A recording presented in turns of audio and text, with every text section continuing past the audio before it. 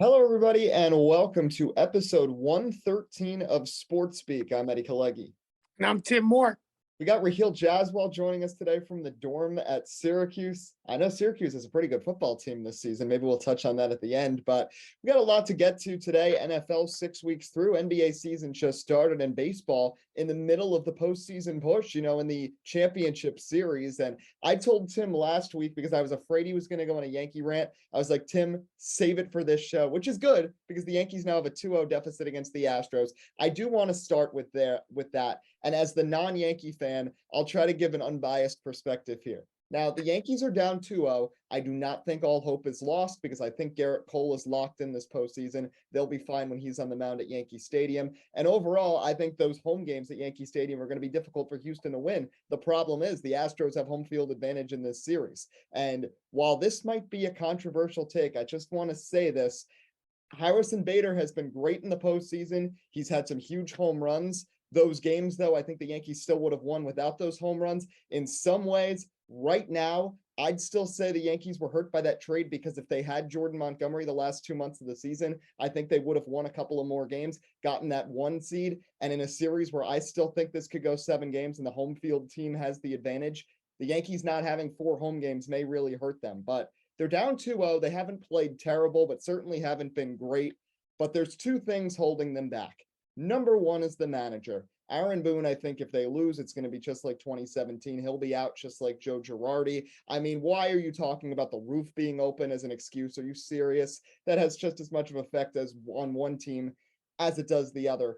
And number 2 is just the roster composition, which is where I'll lead into Tim, because I feel like there are issues with the way this Yankees team is put together. And I feel like there are times where the Yankees are too concerned with adding names to their team versus actual talent. Josh Donaldson is a prime example of that. Anthony Rizzo's been good, but if he wasn't, Isaiah Kiner-Falefa, another one who was well known but has not worked well. And just because the Yankees had a lot of names on their team in the early 2000s, it's not the names that are the reason that they went far. It's because they had a young core of Jeter and Pettit and Posada that came together and made that team great with Mariano Rivera, and that's why they had a dynasty then. These teams like the Astros, who seem to just rotate in talent that they develop themselves, the Yankees were supposed to be like that, the baby bombers of a few years ago. I think the roster they had composed in 2017 was better than the one they have now, because now they are too worried about bringing in names and stuff. And I don't know where Tim's going to go with his roster, but making a move for Shohei Ohtani or something, which probably isn't going to happen, I don't think that's really going to make that much of a difference. They got to try to relock up Aaron Judge first. But I just wanted to put that out there. But Tim, the Yankees are your team, so I'm going to leave the floor for you and Rahill.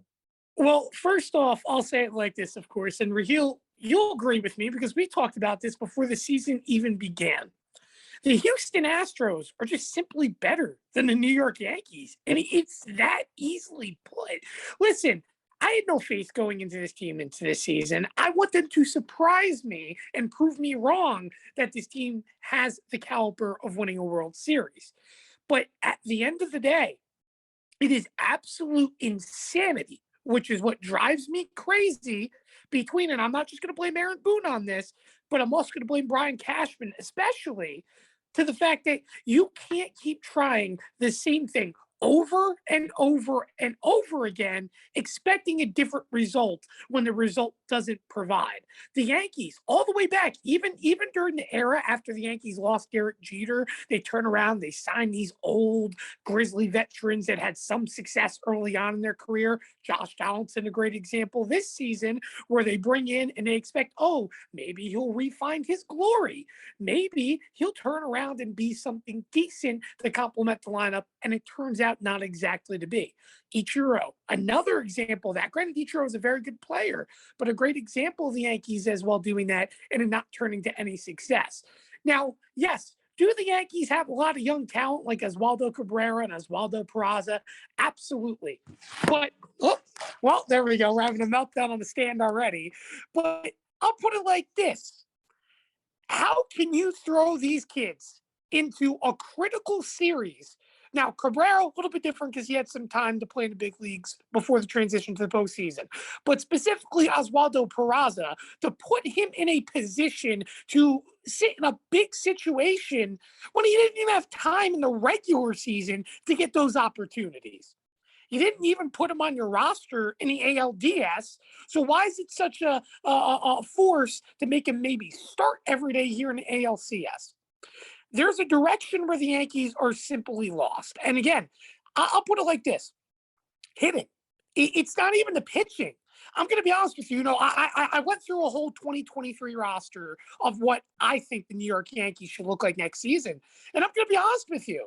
Even with the Yankees having Frankie Montas, because they can't do anything with his contract unless they trade him away, there's no answer that the Yankees can realistically go pick up in free agency that will turn this team into a dominant pitching team.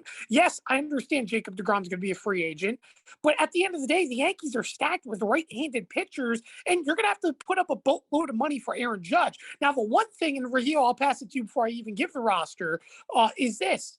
At the end of the day, this offseason, I know we've talked about past off seasons being huge, but realistically speaking for the Yankees, if they can't get it done this year, this offseason is going to be massive because not only do you have to bring back Aaron Judge, but realistically, this market that we're going to see, a lot of good players have player options, which means they can opt out of their contracts, which means we're going to see a lot of good players look for very, very heavy contracts this offseason, which is going to make it very chaotic for a lot of teams, but also really open an opportunity for big money teams to bring in a big money player or two, just like the Mets did last offseason.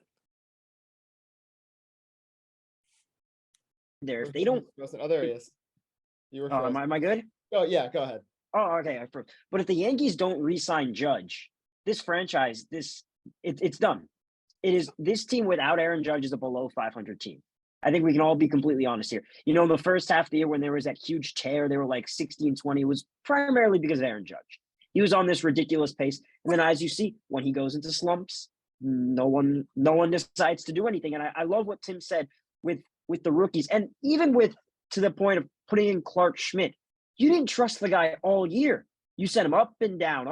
He was he was sent down so many times to AAA. All of a sudden, in the Guardians game, you come out here and expect him to get the save after he gets the double play where he gets lucky. You expect him to come out here for the sixth inning and get you out when you didn't trust him the whole of the regular season. I mean, how many times has this guy moved down to AAA? I also want to ask you this. Forget about the postseason, even earlier on this season. Look at this team and tell me what's any different from last season that makes this team a contender. I've been saying the exact same thing, Tim. I've been saying the exact same thing. This team right now is pretty much exactly the same than the wildcard game, except for the fact that Aaron Judge had a historic season and Garrett Cole looks a lot better. But if you look at this top half of the order, outside the top half of the order, so outside of Rizzo, Stanton, Judge, and sometimes Glaber, who makes appearances every now and then, there's nothing in this offense. And I love Oswaldo Cabrera. I love Peraza, but they're rookies. And you expect, Cabrera, he hit the big homer in game 2, and he's played a lot more games. But Peraza, as you said, hasn't started a game almost all year. You put him in for a game 2 of an ALCS when he wasn't on the roster for the division series. It doesn't make sense. And the bottom half of the order is there's no production. They tried to move Bader to lead off. They trying different things, but the fact of the matter is, outside the top 4 and sometimes Glaber, this roster is just not very good. This lineup is not very good, and it went completely unnoticed because Aaron Judge covered up for all the flaws this team has. And I'll say it like this too, Matt Carpenter, I was a big advocate to see him get some time, but after striking out, not just his first 2 pinch hitting appearances, but after his first start, I think it was 3 times against Justin Verlander. That was enough for me to say that's enough of Matt Carpenter for the postseason. And I'm not going to be critical. And 7 at bats. Yeah, I'm saying I'm not going to be critical in regards. I have to applaud him for coming back this postseason, and that's a valiant effort enough. But he just simply wasn't ready. But Rahill, before I go over my roster real quick, I just want to ask you as well. when you look at this team, obviously, yes, the Yankees have to bring back Aaron Judge. That's number one, your focus. But who on this team would you say you'd probably want to keep right now going into the next season offensively, considering the struggles? Oh my God. That's a really good question, Tim. I think you have to keep the four, which is Judge, Stanton, Rizzo, and Glaber. I think you have to keep those four. I could honestly care less what happens. I mean, Josh Donaldson is stuck in New York. Let's be completely honest. His contract is way too massive. Agent at the end of the year, though, is he not? I'm not sure he might be a free agent. If he is, he's gone. I don't want to see Josh Donaldson in pinstripes again. I think you keep those four, and you try and build a different lineup with Cabrera and Peraza in there for a full season. He's still on the team next year. He's on the team next year, so okay. So, but either way, the Yankees have a possibility of trading. So this is how I went over my roster, and I tried to look at this as realistic as possible. Not the Yankees need to go and sign every top free agent in existence. But so you mentioned your big four: Anthony Rizzo, Aaron Judge, Giancarlo Stanton. I have them all on the team. I have them all particularly in the starting lineup. Now, I didn't craft the lineup up and down for the New York Yankees. Jose Trevino. I think that he should come back this year. Listen, I know he hasn't had the best of postseasons, but you have to give him credit this year, all-star. And the big thing is he's the best strike-stealing catcher in all of baseball by a wide margin in 2022. The defensive possibilities that you have for Trevino, to me, it's just so huge that I feel like the Yankees really need to continue to see more of him. And it's not even the perk of his offense. Listen, he plays offense great, but I think he's the one position on this team that I truly think the Yankees can get away with not playing as much offense if he doesn't turn out and produce in the long haul. DJ LeMahieu, in my opinion, has to come back if he's healthy. Now, the big thing is I know DJ hasn't had the healthiest the last 2 seasons, but even DJ unhealthy, to be honest, I still think right now this ALCS could even probably produce in a DH role more than Matt Carpenter and other guys could in terms of putting the ball in play. DJ has that big contract as well for the Yankees. We can't ignore that. He'll be here for a few more seasons, but I realistically want to see him playing second base. Now, this is where the biggest decision, in my opinion, comes for the Yankees this offseason. My number one target personally, if he opts out in a player option, would be Xander Bogaerts. Now, I know Trey Turner is also a free agent. Granted, he'll go anywhere where the big money is, but I really feel like Xander Bogaerts is someone that the Yankees really do truly need. I know Trey Turner, he said the 5-2 player, but Xander Bogaerts, not only has he played in the division, has a good understanding, he's an excellent postseason hitter. He's a practically 3,100 guy every season. And by the way, this would be the Yankees, outside of Judge, of course, the biggest signing they would make during the offseason I have on paper.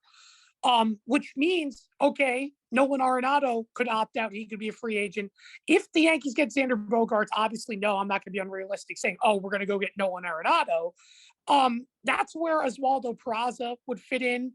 In the case of, let's say, the Yankees don't get Bogaerts or Trey Turner, then obviously I want them to push for Arenado. But I think you have to get a mix of one of those three.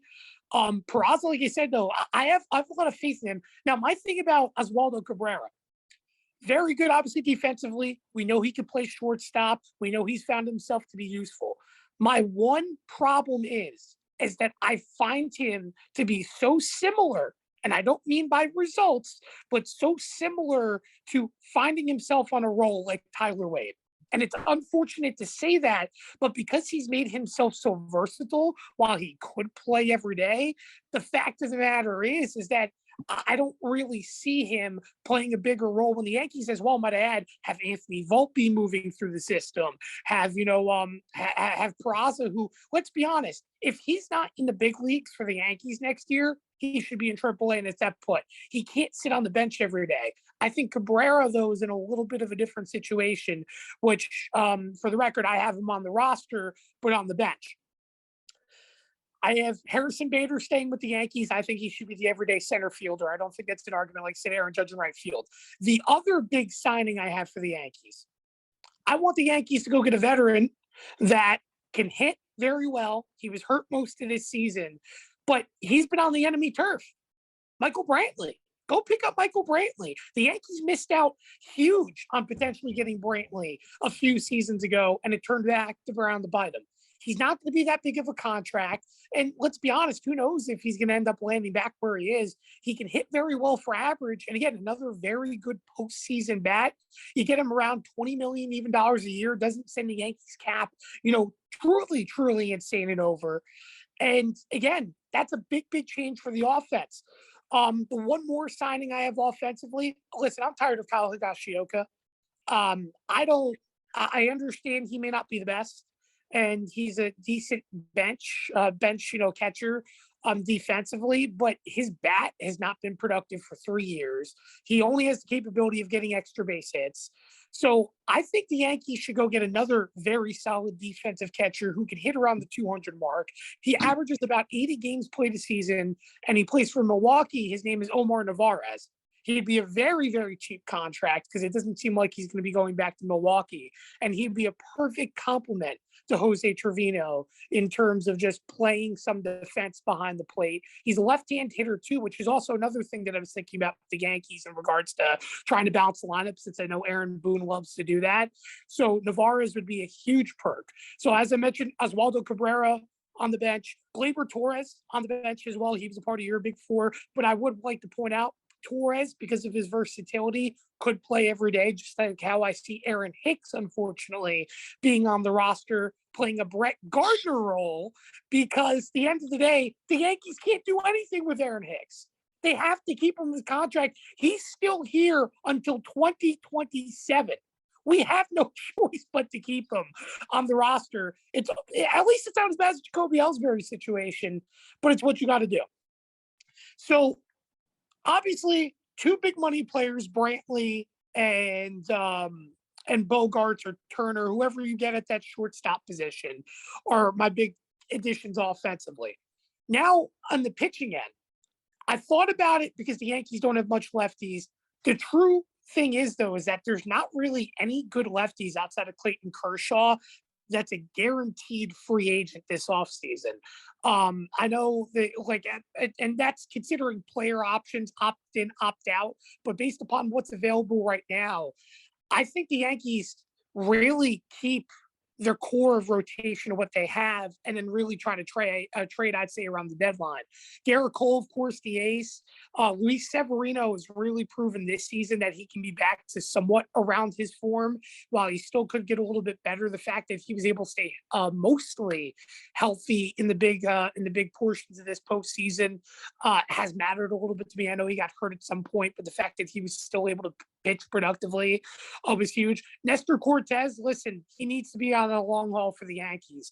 I love everything about Nestor Cortez, and he's my only lefty in the starting rotation. The Yankees have their hands tied with Frankie Montas. At first, if I'm being honest, I wanted the Yankees to think about a guy like maybe Carlos Carrasco or so on, but Montas is going to give you a lot more production in regards to having a contract and not trading him away.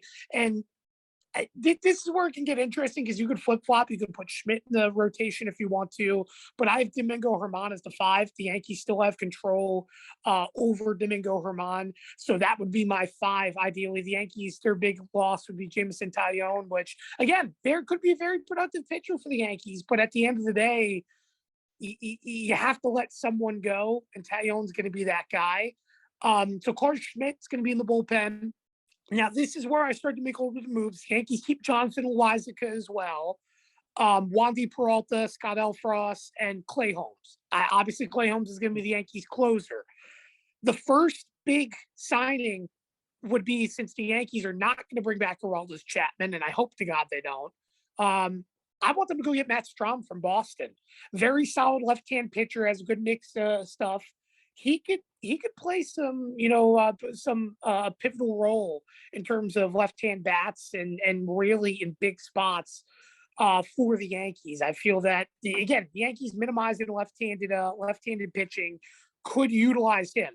The other one I have, Brad Hand for the Yankees. Brad Hand pitched, of course, with the Mets. What is it, 2 seasons ago now? Yeah, he wasn't very good. But he's still got a mid 2 to 3 ERA, and this year He He has looked a been little very, sketch for very the good. Phillies in San Diego the other day Yep, too when they but blew that but he's lead. been very good for the Phillies this year. Mm. And at the end of the day, it's not that it's not even that he has to play a big role for the Yankees. Again, my setup pitchers I have on the roster right now is still Wandy Elfrost and Clay Holmes. But you need these guys to be available in certain spots. And Brad Hand is someone who's regularly healthy, as his career has proven. And again, he fits the averages of the type of pitcher the Yankees would need, and wouldn't also cost too much. Now, if the Yankees, let's say, don't get Matt Strahm, another person they could go get, and I know it sounds insane, he's like 37, going to be 38 years old, I think it is now. David Robertson could go back to the Yankees for one more season. Again, I'm not saying that he has to serve a big role, but D-Rob, again, had a very good year this year for Philadelphia as well. And while I know he isn't exactly pitching in the big moments for the Phillies right now, he is still a relatively effective pitcher despite his age. And the last spot I have in the Yankees roster, by the way, I broke it down 13 and 13 for the Yankees for opening day.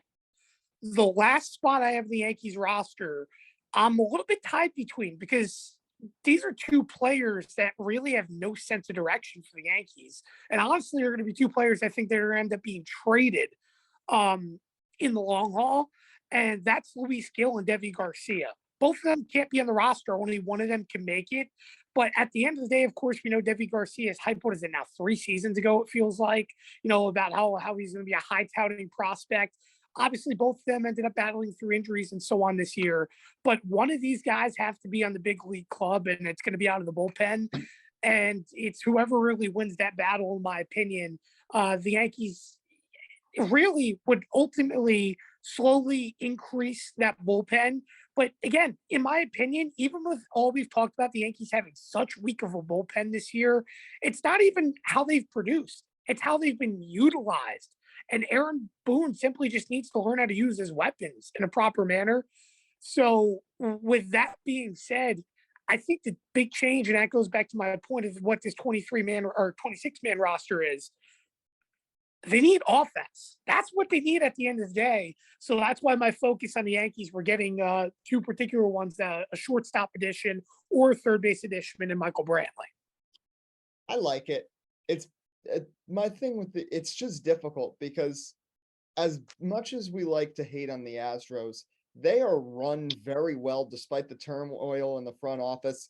I mean, Jeremy Pena replacing Carlos Correa, Chas McCormick. I mean, these guys that just come out of nowhere from their farm system, almost like a Tampa Bay type approach sometimes with some of these guys that aren't even big time prospects. But I do think those Yankees moves that Tim mentioned would be beneficial in a Bogarts or, with the bullpen as well. Or Michael Brantley. I know Brantley's going to be 36, but was hitting 288 this season before his injury in August to his labrum. And he's been successful in the past for Cleveland and for Houston. So one more quick question with the Yankees, because this season's still going on. Dropped the first 2 games at Minute Maid, 2 games at the stadium this weekend. Rahill, I'll go to you first.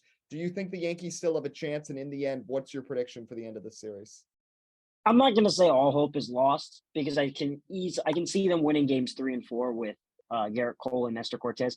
After that, I don't buy it much. And again, it's the same thing of they can't hit in Houston, whatever the case is. And people want to blame 2017, 2019 as the cheating or something. That has nothing to do with hitting with runners in scoring position. The Yankees just cannot hit in Houston. They even show that in the regular season doubleheader. So in the end, I'd probably have the Astros winning the series.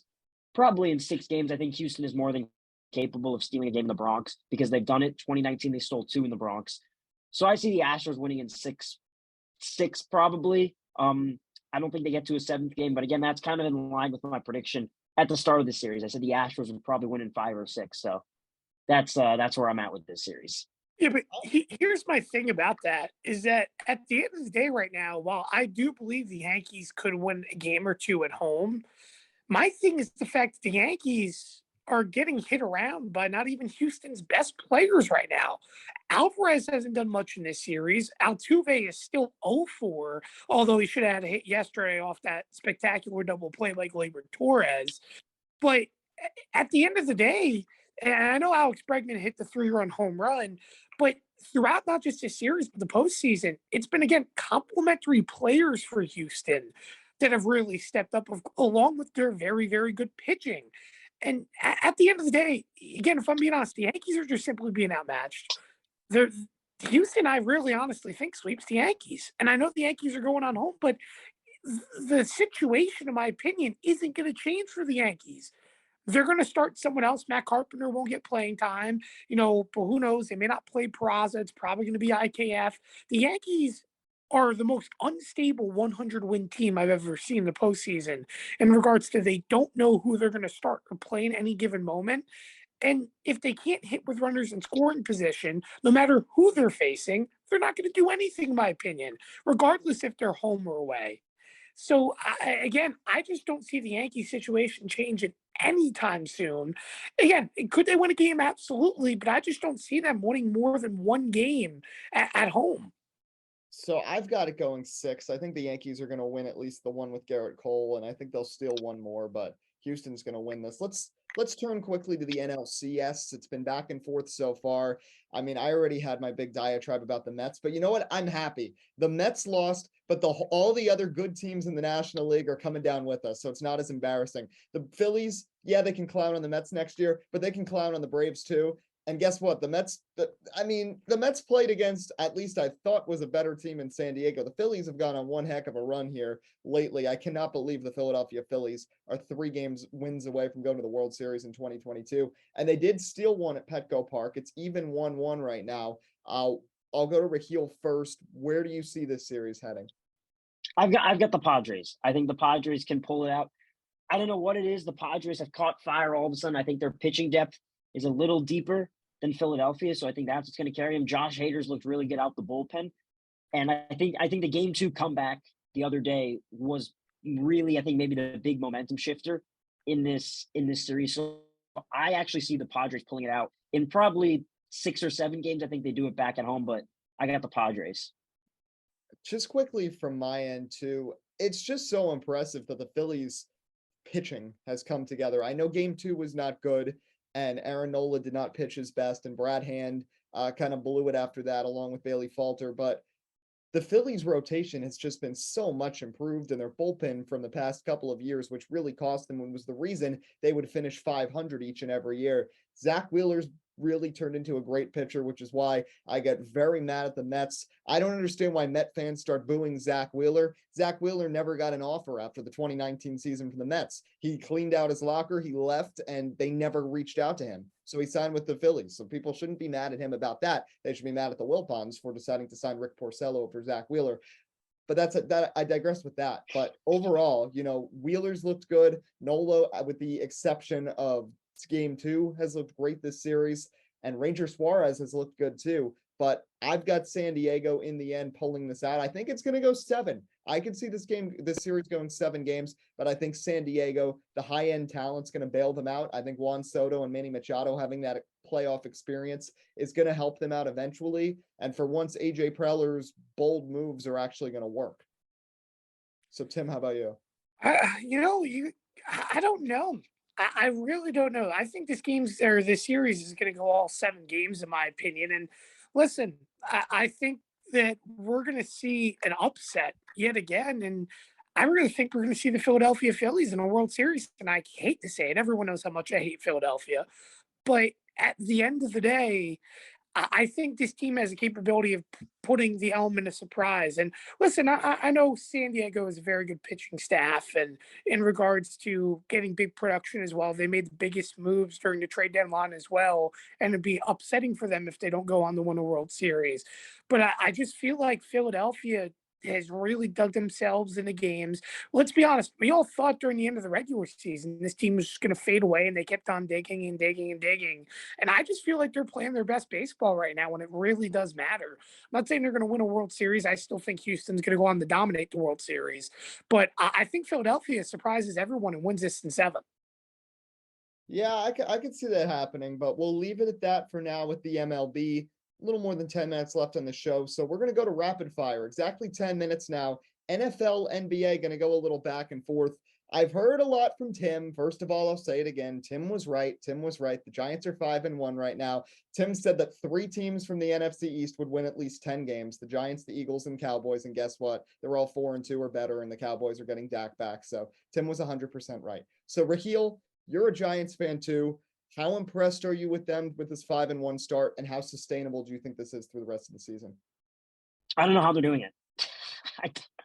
I have no. I mean, Brian Dable's putting on an absolute coaching masterclass. They have literally no wide receivers. Everyone is hurt every week, and they're somehow winning games. Now, granted, that's because partially the schedule is really easy. And yes, they did win against Baltimore, but Baltimore has been blowing leads left and right all season, and the Packers look like complete dog poo this season. They're 3-3 right now. Aaron Rodgers looks absolutely horrible, and their offense can't do anything. So, I think the Giants are going to win. I can't believe I'm actually agreeing with Tim here. I think they're going to win 10 games. But that being said, I still don't see them winning a playoff game.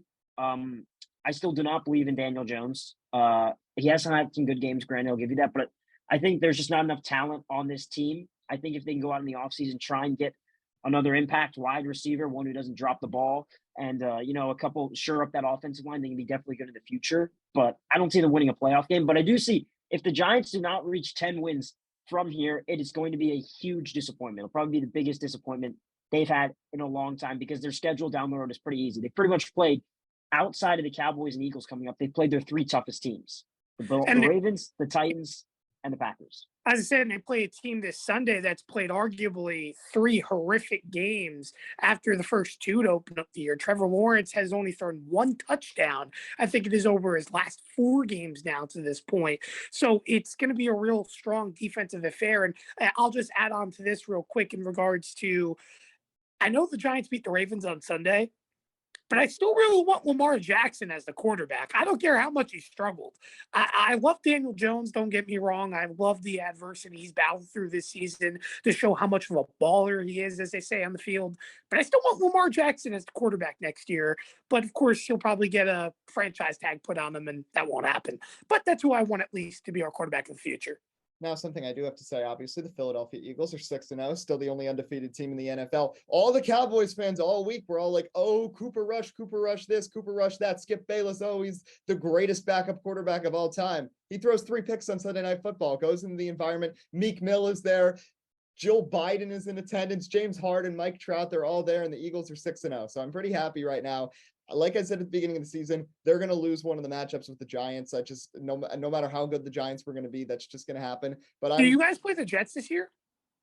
The Eagles, because there's only 2 undefeated quarterbacks left now. That is I'll true. tell you what, Zach Wilson hasn't lost a football game yet.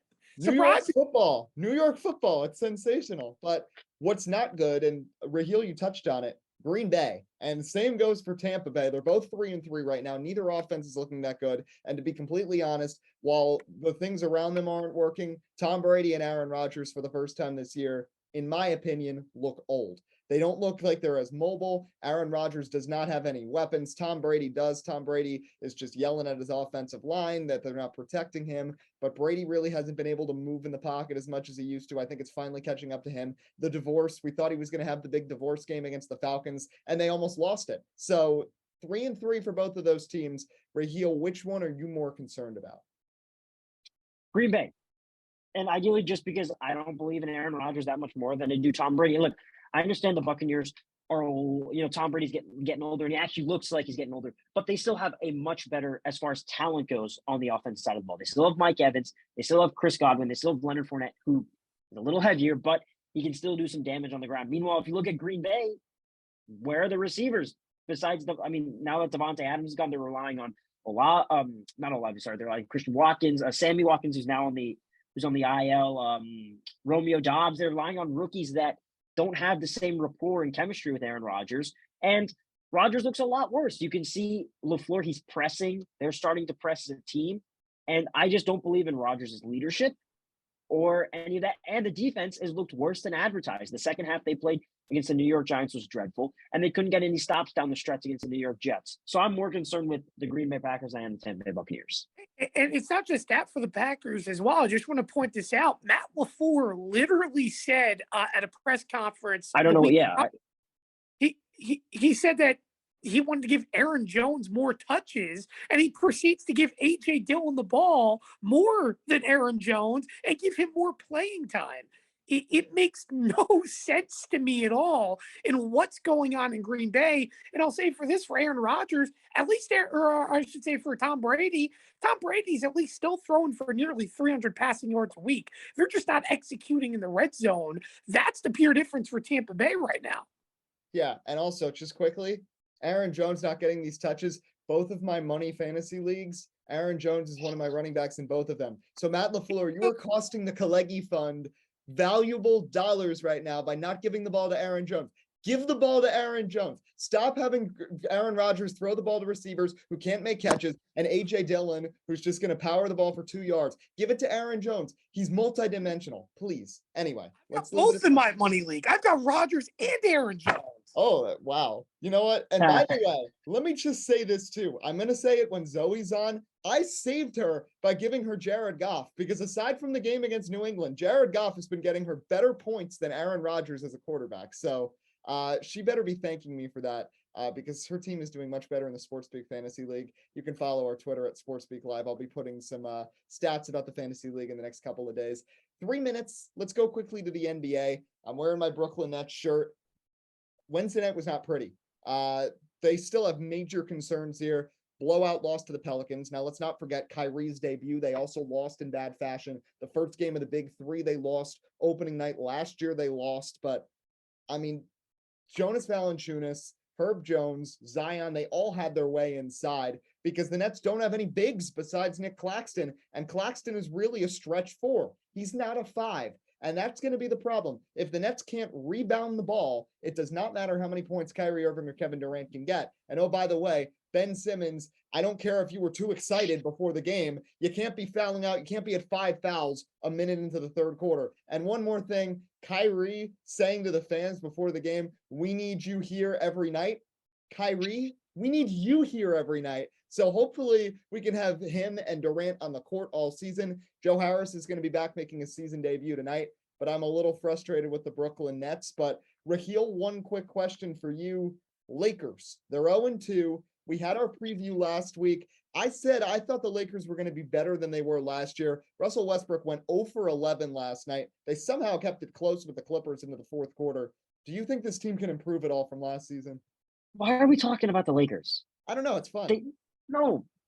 Okay, they're going to improve from last year because it cannot get any worse than last year. But that being said, it could get worse. I don't think it's going to get worse, but I think they're still going to probably have to be in the playing games. I think they'll finish 9 or 10 because this team is just not very good. Like, let's be honest, outside of LeBron James, who people claim is chasing stats at this point, who else is there? Anthony Davis, he looked absolutely awful. I mean, I haven't picked up a basketball in months. You know, it's kind of showing. His jump shot is completely gone. Remember how good it was in the bubble? He can't shoot. We all know Patrick Beverley's just there because, he just annoys other players. He plays good defense, but he can't shoot either. This Lakers team can't shoot the ball at all. Russell Westbrook is going to have a better season, but it's still not going to be good enough. This team is just not very good. Well, that's it for SportsSpeak. One quick thing. Syracuse football is undefeated, number 14 in the country. You guys play Clemson tomorrow. Do you think there's a chance for Hill? Kind of. I mean, I'm just hoping they don't get blown out. If they cover the spread of 13.5, I think it's happy. I think they stay in the top 25, but we hope. They've surprised us all year. We hope. It's better than Rutgers. I was there in the student section. They blew a 13-point lead against Nebraska. Now I'm going tomorrow against Indiana. They're probably going to lose that too. But we'll leave it at that. Rahill, we appreciate you joining again. Follow us on Twitter at SportsSpeak Live for updates with our NFL and NASCAR pick'ems. But until next time, I'm Eddie Kalegi. And I'm Tim Moore. Signing off of SportsSpeak. We hope you have a great rest of your weekend.